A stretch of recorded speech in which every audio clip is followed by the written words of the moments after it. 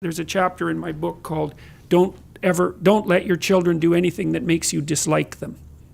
And I'm pretty happy about this chapter, although I suspect it'll be rather controversial. And it's predicated first on the observation that many people hurt their children physically and psychologically. Because everyone gets sentimental about the relationship between parents and children, but that's especially in relationship to themselves, because they think, well, of course I'm going to be a good parent. It's like, it's not so bloody obvious that you're going to be a good parent, and then what I see happening with people who don't know how to discipline their children is that the children run roughshod over them in their, let's call them hierarchical disputes, because children push for position in hierarchy, and they do that behaviorally to sort of feel out the contours of the social structure. So your kid will act perfectly fine at home, let's say, at the dinner table, but then you take them to a stranger's dinner table and all of a sudden they act out. And you think, what's up with you, you little monster?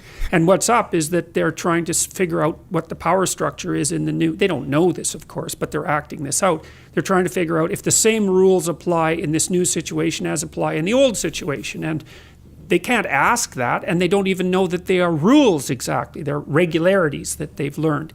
And so they'll test, and then you have to show them that, yeah, it's the same here, it's the same in this situation.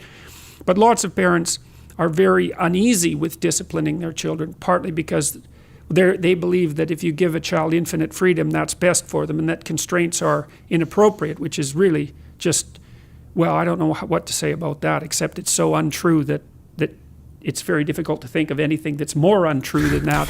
But also the thing is if you let your children take advantage of you, if you have an ounce of spine and an ounce of aggression, which you do, especially if you don't admit it, then you will take revenge on your children. So if they have a temper tantrum in a grocery store and embarrass you, which a child who's canny can do quite effectively, because you wouldn't let them have that pack of crayons or a chocolate bar, and then, you tell yourself it's okay, and that you still, that really didn't make you that angry, and it's okay, but you're fuming inside. And then you go home, and half an hour later, maybe the child is doing some interesting little bit of work, maybe artwork or something, or does something good and comes up for a reward. It's like the probability that you're going to reward that child properly under those circumstances is zero. You're going to take the opportunity to take your revenge. And if you don't know that, then you're not much of a parent. And so part of the trick with kids is that if your child is doing something that makes you dislike them, that you have to figure out how to stop them from doing that and teach them how to do it properly. And you have to talk to your wife to make sure that you're not being too much of a monster, and the same with her. But that discipline is partly what enables you to continue to like your child while you love them. And even more than that, parents talk about fostering self-esteem and fostering creativity and all of that in their kids, and I think that's misbegotten. It's shallow for a variety of reasons. First, it's not that easy to foster creativity because it's rare, and self-esteem is a very badly defined concept, and mostly it's been used for harm, not good. What your job is as a parent is to help your child learn from between 2 years old and say 4 years old how to act in the world so that when people encounter them, people smile and are happy they're around. Because then, I've seen kids who behave badly, and everywhere they go, people wear false smiles, and everywhere they go, people are relieved when they leave.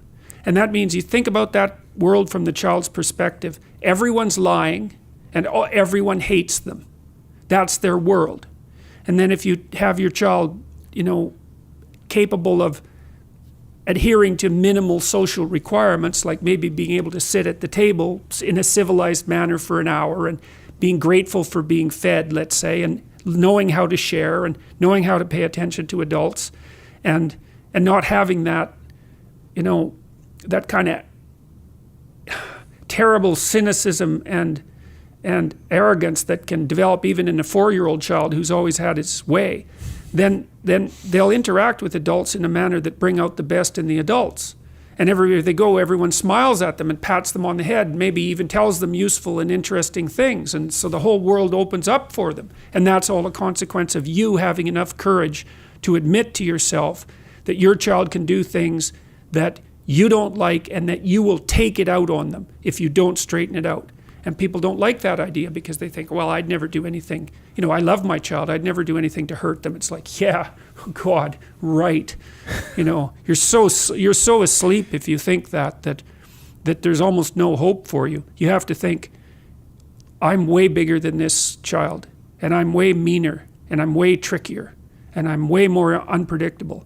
And so I better be very careful in my relationships with this child so that the worst of me doesn't come out.